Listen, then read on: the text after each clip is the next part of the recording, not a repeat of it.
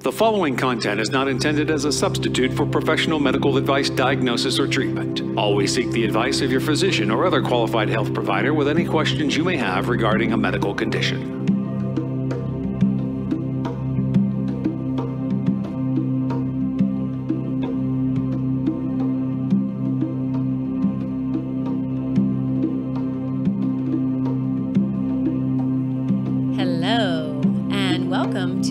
Another Way podcast.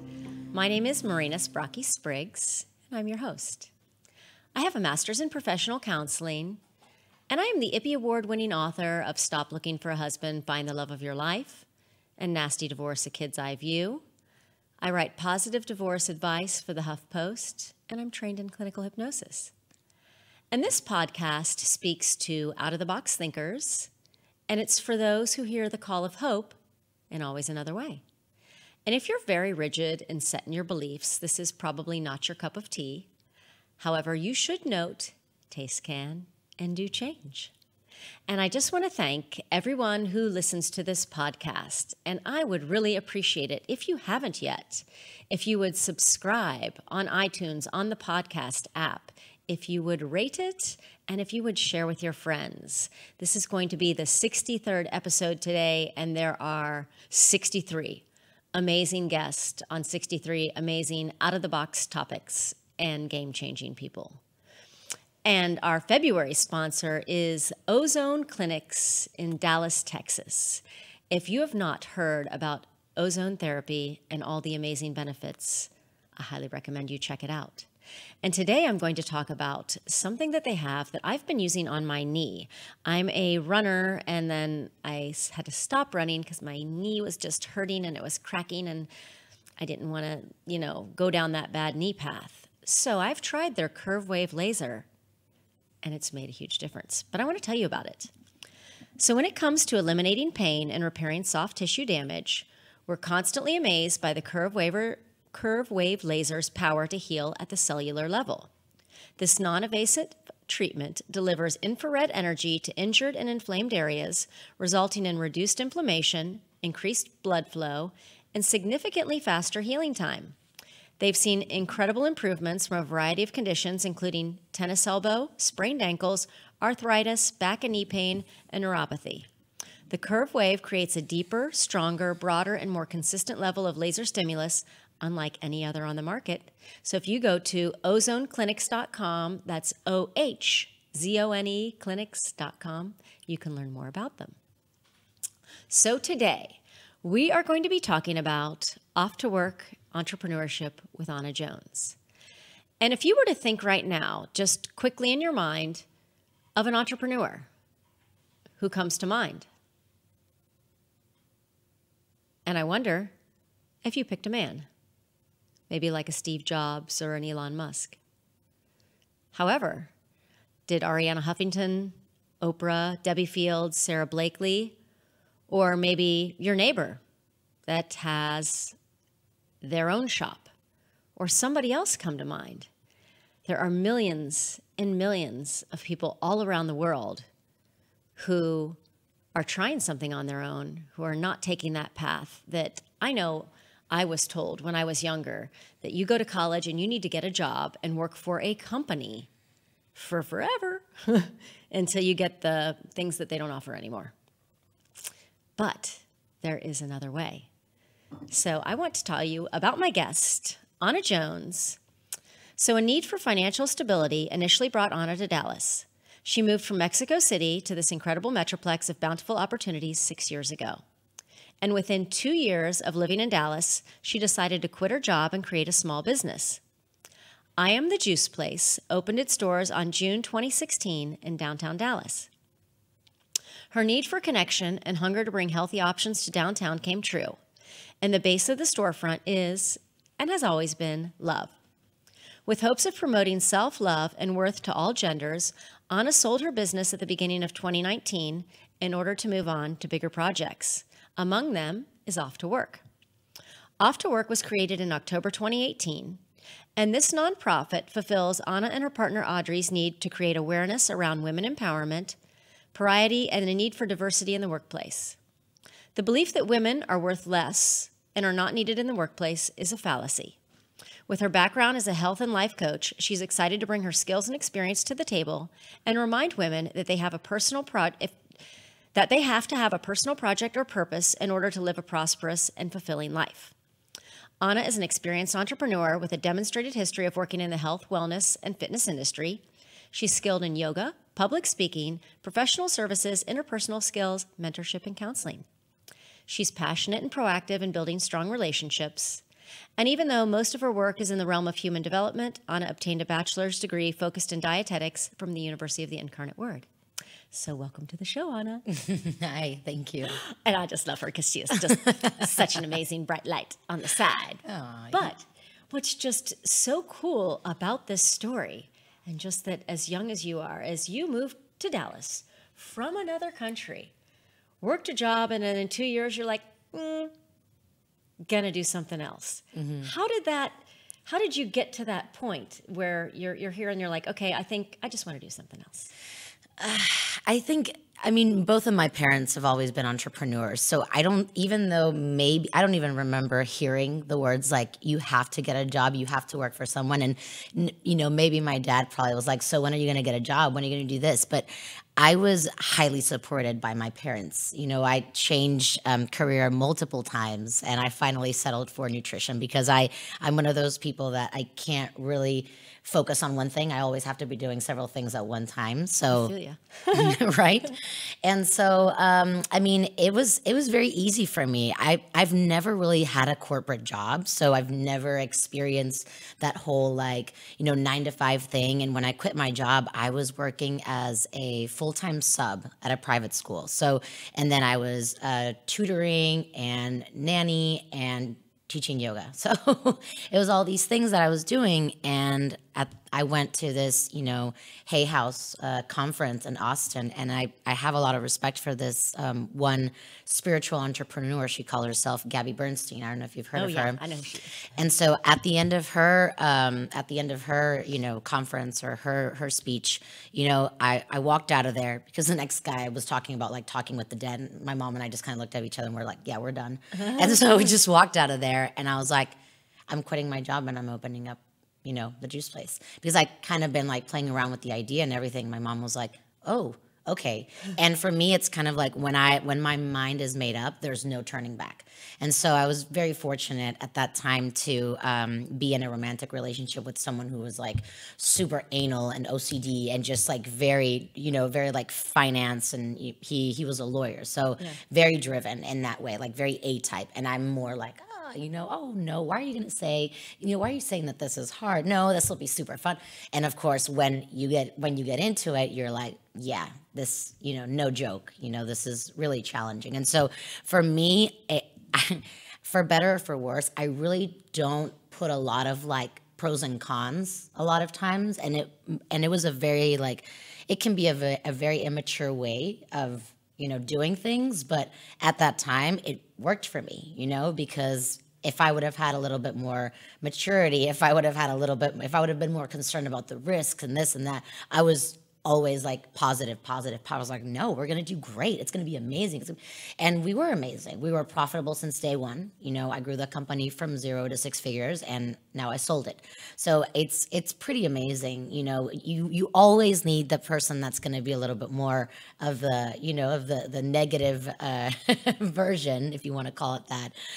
But yeah, that's kind of how it happened. And, I really have to go back, and when I get asked these types of questions, I'm like, well, can you be a little bit more specific about when it all started? Because, I feel like some things start way, way back. You can go way, way back in time. And so, yeah, I think for me, that was kind of the defining moment of the juice place anyway. That's awesome. And then because I know a lot of people when they think about, and what's interesting, and I wonder if this maybe lends to part of that success too, you had that balance, but a lot of people think, or that I know are like, oh, I would really like to start this, but I can't because what if I lose my income that I have here or everything goes sideways, or what if it doesn't work? Yeah. And that fear space of what if it doesn't work? But did you have any of that? Or were you No. just thinking like, nah, it's just going to work?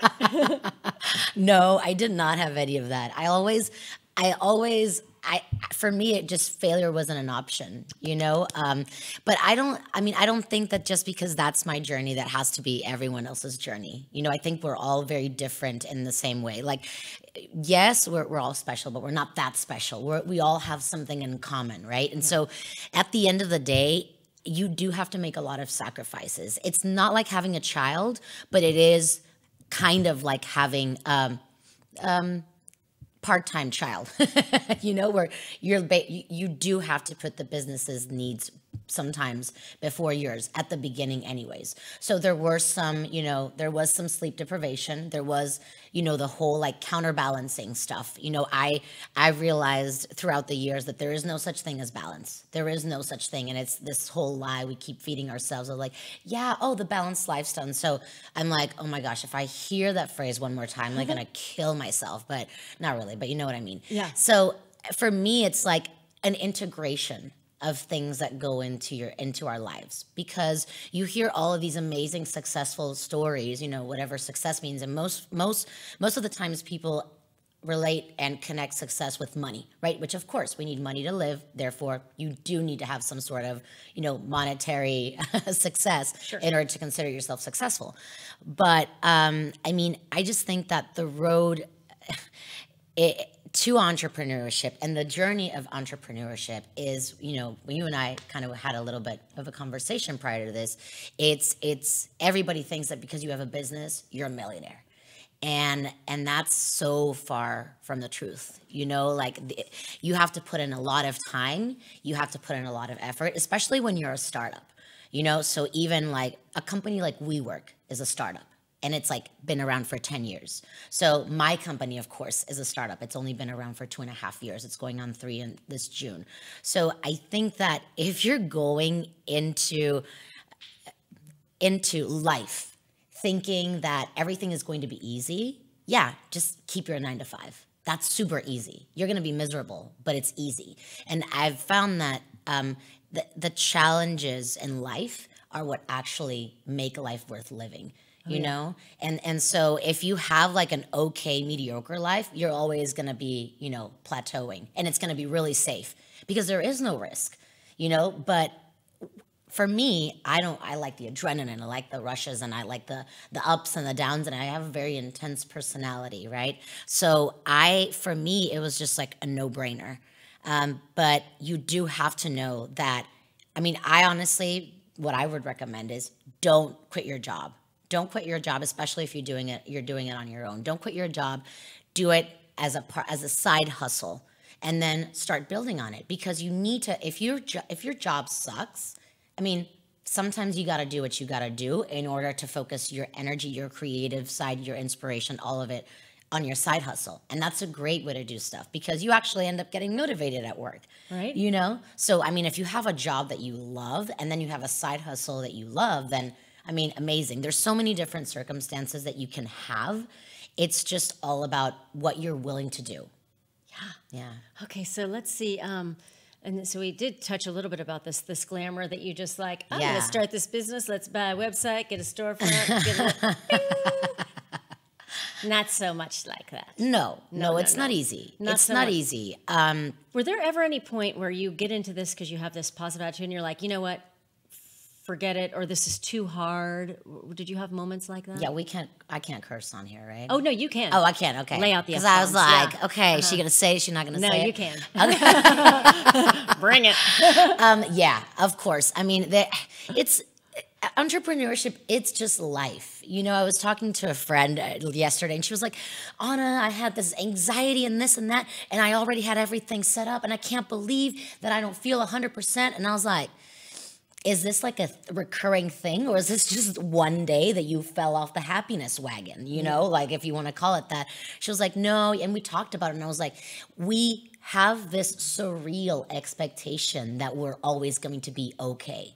that everything is going to be fine and there are not going to be any ups and downs. And so as long as we keep feeding ourselves those lies, we're having this conflict between expectation versus reality. Oh, yeah. You know? And so if we hold on to that expectation of like, no, I should be happy all the time and I should have a lot of energy and I should always feel this way, you are going to have a rough trip into reality world, because you know it's not always going to be that way. It's not always going to be easy. There are days when you're like, man, I'm flowing and it's going and it's awesome, but there are days when I'm just like, why the fuck did I open up a juice place? You know, like why am I trying to do this? And I would cry, and the thing was, like, I started the business with my partner, and then 6 months in, we broke up. And so I was like, oh my gosh, how am I going to do this? How do you do that? I am, you know, and I started pulling out all these labels and all of these excuses. I'm like, I'm not a finance person. I don't do admin.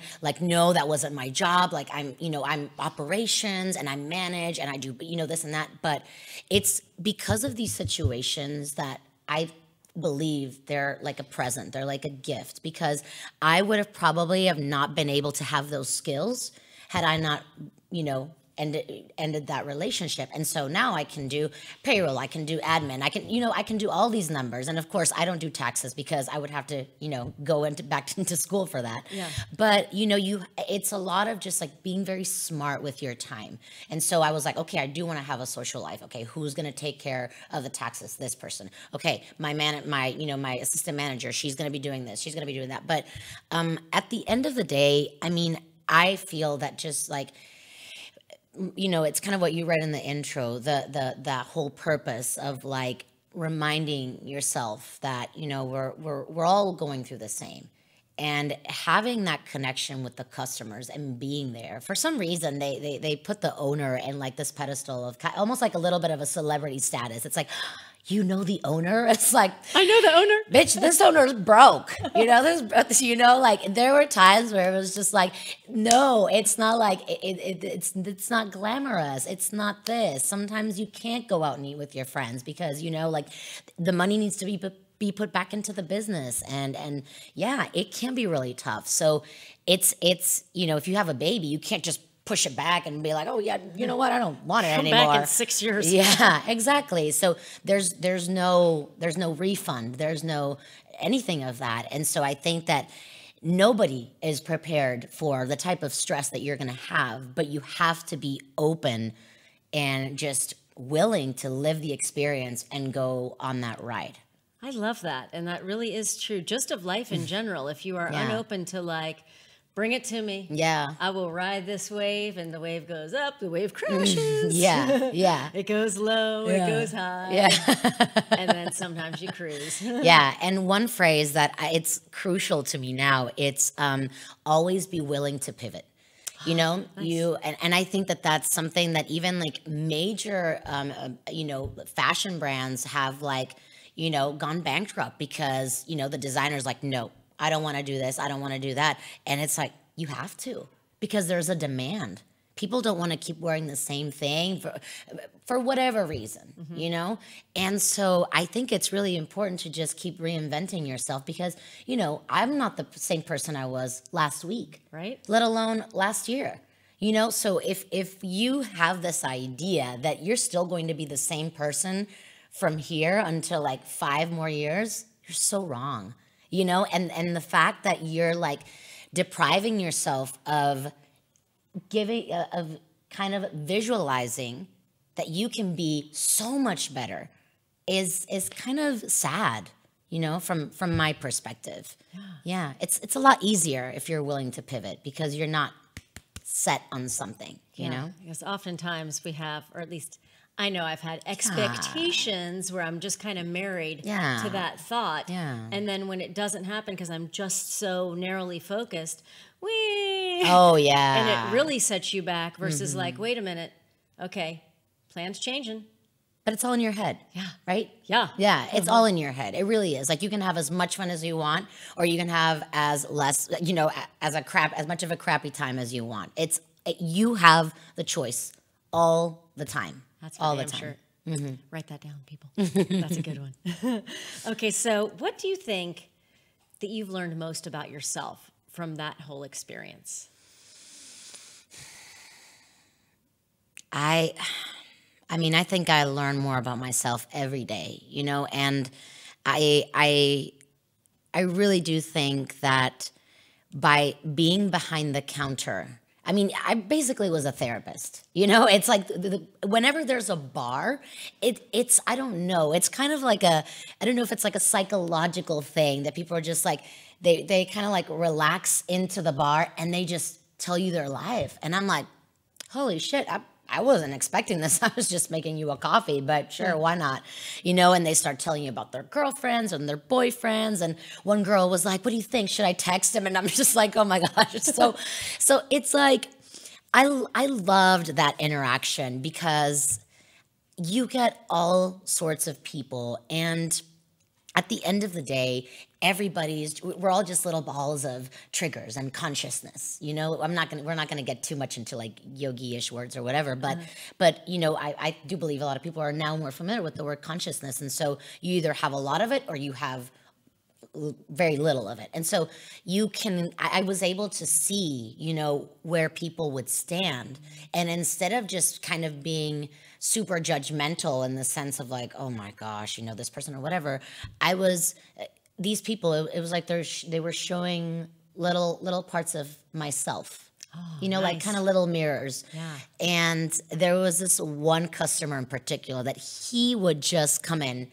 He had he was like, I mean, Quasimodo, like hunched over, like always just like, hey, and sometimes would even throw money at us. Mm-hmm. But then I was like, in yoga, when you teach, you learn a lot about how people stand and how they carry themselves has a lot to do with the way they think. Sure.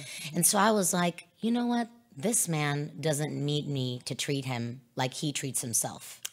You know, he needs me to show that I care. He needs me to smile. He needs me to give him a little bit more love. And so that's what I did.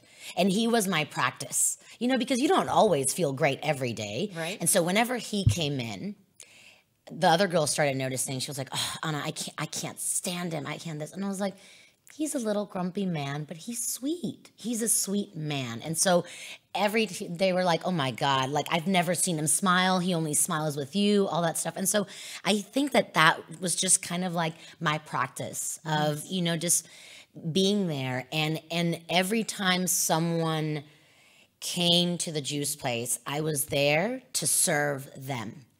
And I think that that's something that we as humans sometimes don't realize, that when we're in our jobs, we're there to serve others. We're not really there to serve ourselves. When we go out into a restaurant and we're sitting, when we're dining, then we get to be served. So there's always a time for everything, you know? And so I really enjoyed serving people. I really enjoyed just holding space. And sometimes, I mean, people would cry, you know, because we had this very deep connection of, you know, people just want to be heard. Yeah, they do. You know? And so that just gave me the opportunity of just, obviously I still have a lot of work to do, but just like practicing all of this like self-love and compassion, and just it really shows up. You know, it's really important for us to kind of work on ourselves so that we can be able to treat others better. And that's still something that I'm working on, you know, because it's a lot of reprogramming that I have left to do. So I think that has been, it's a really long answer, but I think that has been one of the most important things. I mean, there's so many other things I can think of, but I think that is the biggest thing that, you know, the juice place started, ran with, and then I'm still taking that with me. I love that. And then just seeing that difference, and it really is true, of just meeting people where they are, and that everyone, whether you admit it or not, you want love and acceptance. Yeah. We all do, and we want to be heard and seen. Yeah. And that just for somebody, and especially in a service industry, and there's a really good book called Hug Your Customers that's, oh my gosh, you know, literal, but then also metaphorical hug, but truthfully about in business, when you do that, which you just did that for that man, you hugged him with your smile, with your openness, and it changed. Now he smiles at you. Yeah. Your perception changed, and what a gift. Yeah. I mean, really, that is just an exchange of stuff. I love it. Yeah. It's magical stuff. It really is to have that connection, even if it was once a month, once a week. It really is. It really is something that you can feel in your body. It feels good. Yeah, and that's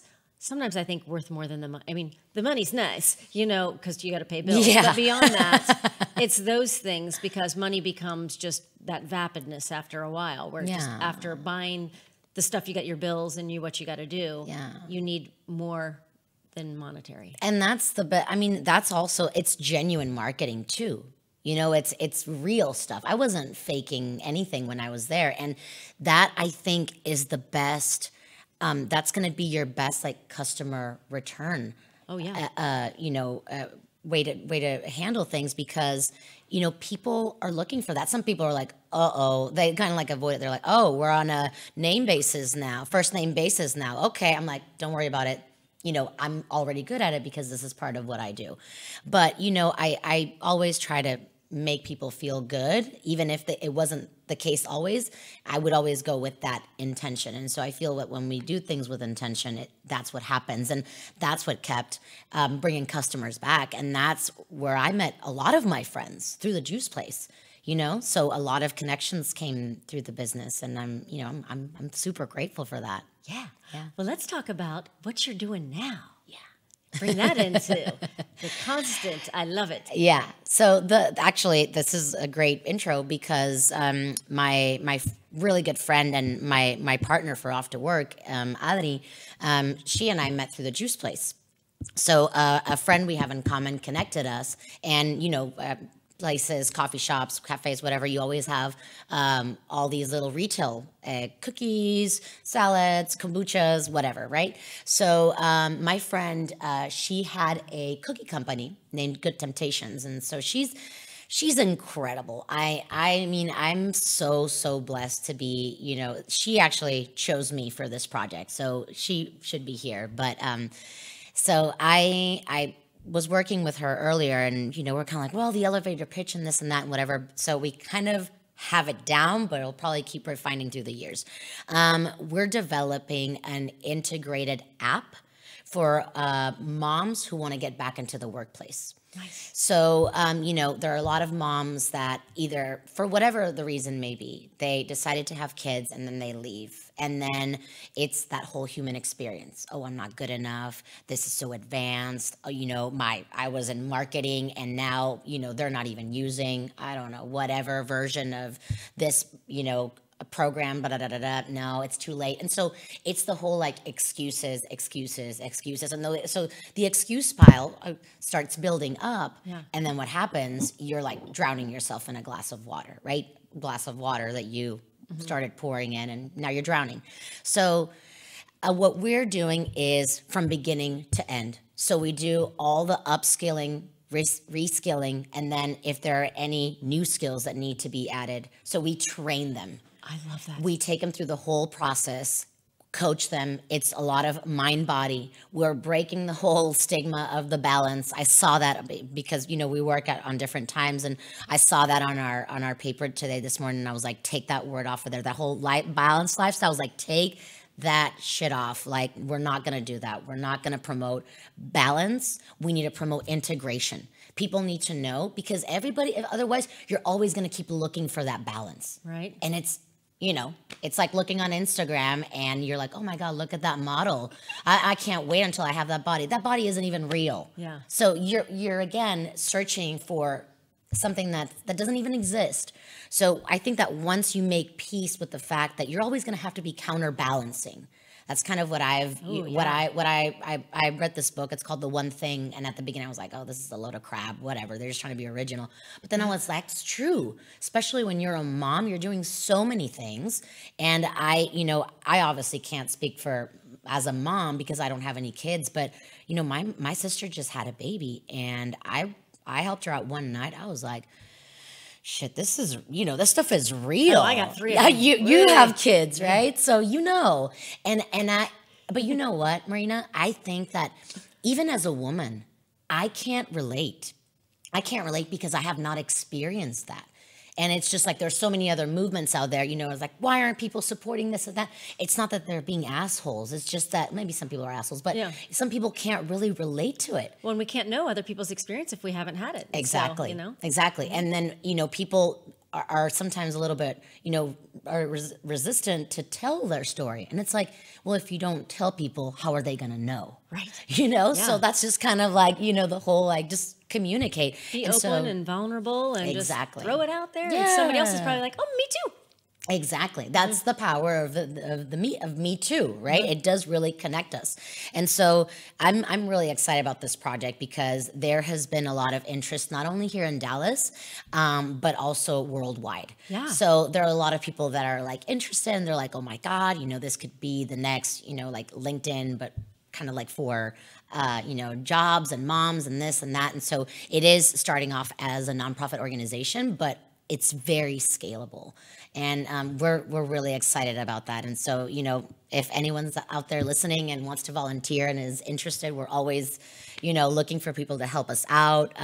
You know, that extra hands, extra brains are always needed. And, you know, we're so connected. Dallas is a little town at the end of the day. We're so connected that, you know, one person might hear and it's like, oh, you know, I know this person and this and that. And so. And that's how all the good, I think that's how all the good things, you know, sort of get together is personal connection, is the talking, the openness, and then kind of like how your partner, and how I've met everybody that I've met. And I tell you, I would have loved this, you know, however many years ago that I just thought, okay, I just want to, you know, was a working person for a long time, had kids in my 30s, and then just had the ability to stay at home at the time, but then found that, not that I didn't enjoy that, but I needed something else, some adults, or to feel purposeful. Not that raising children isn't purposeful, it is, but like additional purposes.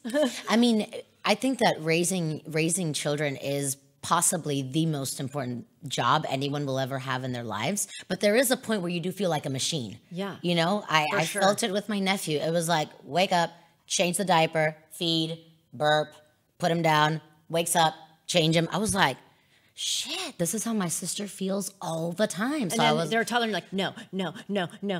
You're trying to keep them safe. And it does get, but you're right. It is because it creates humans. We know a lot about childhood trauma. So do it right. Fuck them up. Yeah. You know, but we're resilient. Exactly. So that's cool too. Yeah. And so for just women everywhere. And so how can they find you on the Off2Work and all that? So right now we are on Instagram. We're on Facebook. We're working on our website right now. We already have our app, but of course there's a lot of, it's just like the first, phase. And we're slowly but surely working on it, but we need funding, right? So, again, if there is someone that that is really passionate about something like this, or even somebody who has absolutely no idea, they're like, what? Women want to get back into the workplace or whatever? It's like we kind of need to help each other out just for our mental sanity, we all need something to do. Regardless of your, socioeconomic status. So I think that just, if you hear this podcast and you want to kind of like pass it along or tell someone or, somebody who's like, oh, I wish I had something to do. We have stuff for you to do. I know there's a ton of women out there that are feeling that, but then don't know who do I talk to? And we're going to put all of her information in the show notes. So you'll be able to find Anna and then just connect up with her. But just a gift that you're giving. I mean, because I know that I would have loved that and just have many friends, and you just hear about women that want to do something, but that same thing, I don't know what to do, or I wouldn't know how to do it, or I don't have these skills, or I don't, all these no's, but you begin to offer them a yes. Yeah, like the pile excuse, starts building up, and then, you drown, and we're kind of like, hey, there's a solution for this, and we're going to guide you through it. And it's going to be tough. Just like, life's challenges. If you had a kid, you already know. I mean, you probably have done the hard and integrate. Yeah. You've probably done the hardest thing that you'll have to do in your life, because then they'll have their challenges and you'll kind of want to take them on as yours. So it's a complex thing, just raising a child, and you're developing this little tiny human with a blank slate, and so there are infinite possibilities. And so how amazing if this child also sees that their mother is doing something with their life, you know, instead of just like, you know, going around, because otherwise if we don't use our minds use us for other things. So you're just thinking about anything that could go wrong and just creating all of these, you know, bullshit stories in your mind, and yeah, you can drive yourself crazy. You know, I think we've all been there. And so if you want to, you know, if you have that drive, but you don't know what to do, I think this is a great way to go. I love it. Yeah. Well, I just want to thank you just so very much for being on here and sharing your story. And just a wonderful example and an inspiration of somebody who just has said, you know what, I'm going for it. And I know it's going to be hard. It's going to be rough, but you can pivot, you can integrate. And you know, for everyone listening, there is always another way.